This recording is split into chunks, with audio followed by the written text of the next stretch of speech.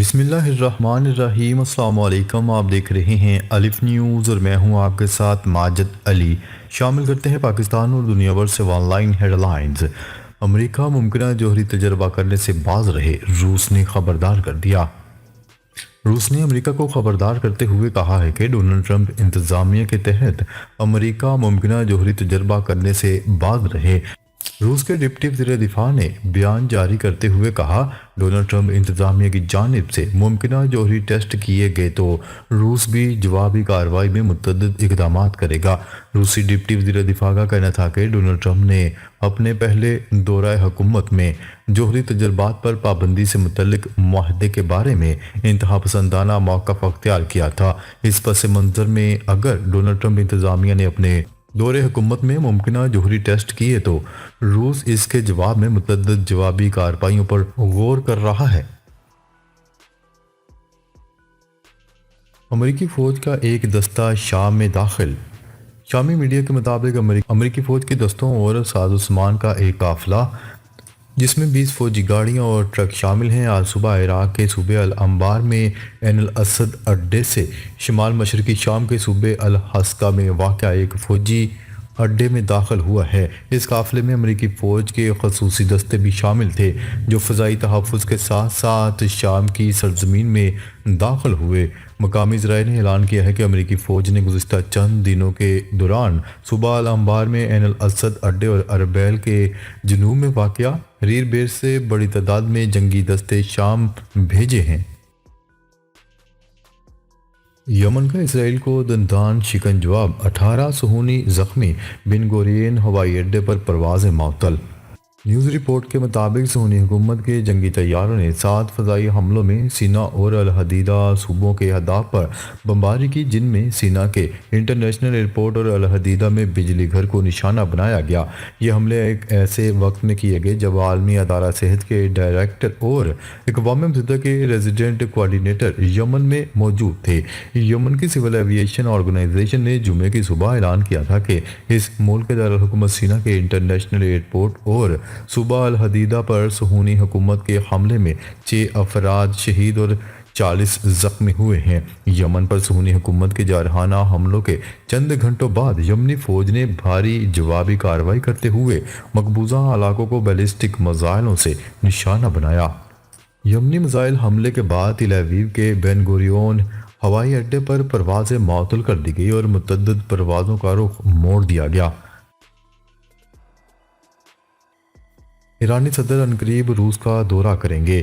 روس میں تعینات ایرانی سفیر نے بتایا ہے کہ ایرانی صدر مسعود پزشکیان کے دورہ ماسکو کے موقع پر ایران اور روس کے درمیان جامع تعاون کے سمجھوتوں پر دستخط کیے جائیں گے۔ ایرانی سفیر نے شمال جنوب کوریڈور کو دونوں ممالک کے اقتصادی منصوبوں میں سے ایک قرار دیتے ہوئے کہا کہ گزشتہ دنوں میں روسی وزیر اعظم کے نائب نے اس منصوبے پر بات چیت کے لیے تہران کا دورہ بھی کیا ہے۔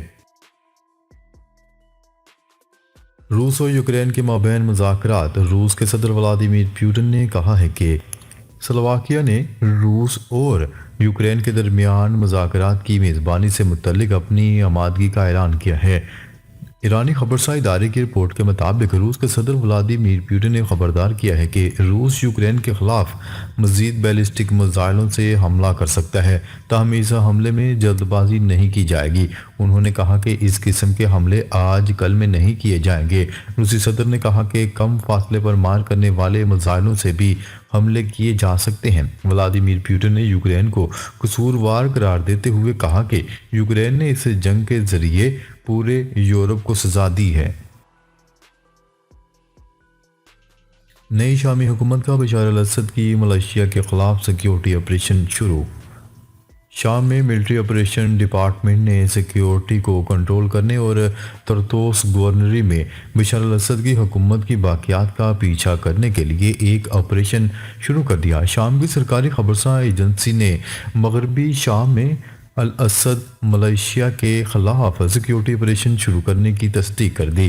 ایجنسی کا کہنا ہے کہ ملٹری آپریشن ڈپارٹمنٹ نے وزارت داخلہ کے تعاون سے سیکیورٹی استحکام اور شہری امن کو کنٹرول کرنے اور طرطوس گورنری کے دیہی علاقوں میں جنگلات اور پہاڑیوں میں بشار الاسد کی ملیشیا کی باقیات کا پیچھا کرنے کے لیے آپریشن شروع کیا ہے۔ ایران کی یمن کے بنیادی ڈھانچے پر اسرائیلی فضائی حملوں کی مذمت۔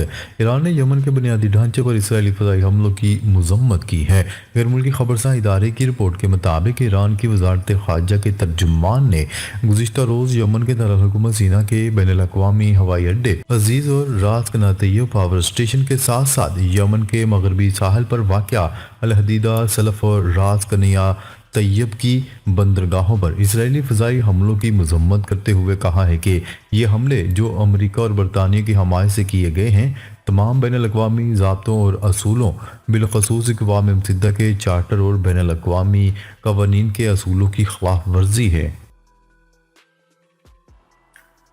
اسرائیل کے یمنی شہر سینا پر حملے قابل مذمت، حوثیوں کے ساتھ بڑھتی کشیدگی تشویشناک ہے، اقوام متحدہ نے خبردار کر دیا۔ اقوام متحدہ کا کہنا ہے کہ اسرائیل کے یمنی شہر سینا پر حملے قابل مذمت اور حوثیوں کے ساتھ بڑھتی ہوئی کشیدگی انتہائی تشویشناک ہے۔ عرب میڈیا کی رپورٹ کے مطابق یہ بات اقوام متحدہ کے سیکرٹری جنرل انطونیو گوتریس نے اپنے ایک بیان میں کہی۔ انہوں نے کہا کہ اسرائیل اور یمنی حوثیوں کے درمیان بڑھتی کشیدگی بالخصوص سینا کے بین الاقوامی ہوائی اڈے، بحیرہ احمر کی بندرگاہوں اور یمنی پاور اسٹیشنز پر اسرائیلی فضائی حملے انتہائی تشویشناک ہیں۔ روس نے میزائل حملے کے بعد آذربائیجان کے مسافر طیارے کو لینڈنگ کی اجازت نہیں دی، برطانوی اخبار کا دعویٰ۔ برطانوی اخبار ڈیلی میل نے دعویٰ کیا ہے کہ روس نے میزائل حملے کے بعد آذربائیجان کے مسافر طیارے کو لینڈنگ کی اجازت نہیں دی، طیارے کو سمندر میں گرانے کی کوشش کی۔ ڈیلی میل کے مطابق یہ نہیں، روسی حکام نے اپنی نیویگیشن بھی جام کر دی۔ آذربائیجان کی تحقیقات سے پتہ چلا ہے کہ طیارہ روسی میزائل کا نشانہ بنا۔ یورو نیوز کا کہنا ہے کہ پائلٹ روسی ہوائی اڈے پر ہنگامی لینڈنگ کے لیے گڑ گڑاتا رہا لیکن اسے اترنے کی اجازت نہیں دی گئی۔ پائلٹ کو طیارہ قازقستان لے جانے کو کہا گیا لیکن پائلٹ نے سمندر کی بجائے اکتاؤ ایئرپورٹ پر ہنگامی لینڈنگ کی کوشش کی۔ غزہ کے کمال عدوان ہسپتال پر اسرائیلی حملے میں 5 فلسطینی شہید۔ خبرساں ادارے کی رپورٹ کے مطابق کمال عدوان ہسپتال کے ڈائریکٹر کا کہنا ہے کہ اسرائیلی فضائی حملے میں طبی عملے کے اہلکار شہید ہو گئے۔ ڈائریکٹر حسام ابو صفیہ نے اپنے بیان میں کہا ہے کہ شہید ہونے والوں میں ایک ڈاکٹر بھی شامل ہے۔ واضح ہے کہ رواں ہفتے اسرائیلی فورسز نے غزہ میں ہسپتال کے قریب آپریشن بھی کیا تھا جس کے بعد کئی لوگوں کو بے گھر کر دیا گیا۔ امریکہ کے صدر جو بائیڈن نے یوکرین کو ہتھیاروں اور گولہ بارود کی سپلائی بڑھانے کا حکم دے دیا۔ وائٹ ہاؤس کی پریس سروس کی جانب سے جاری بیان کے مطابق امریکی صدر جو بائیڈن نے امریکی محکمہ دفاع سے کہا ہے کہ وہ یوکرین کو امریکی ہتھیاروں اور گولہ بارود کی سپلائی کو بڑھاتا رہے۔ امریکہ نے حالیہ مہینوں میں یوکرین کو سینکڑوں فضائی دفاعی میزائل فراہم کیے ہیں اور مزید کی فراہمی جاری ہے۔ رپورٹ میں بتایا گیا ہے کہ صدر جو بائیڈن نے محکمہ دفاع کو ہدایت کی ہے کہ وہ یوکرین کو ہتھیاروں کی فراہمی میں اضافہ جاری رکھے۔ انہوں نے اس عزم کا اظہار کیا کہ امریکہ یوکرین کے دفاع کو مزید مضبوط بنانے کے لیے بھی کام جاری رکھے ہوئے ہے۔ نیتن یاہو کی اہلیہ کے خلاف سیاسی مخالفین کو ہراساں کرنے کی تحقیقات کا آغاز۔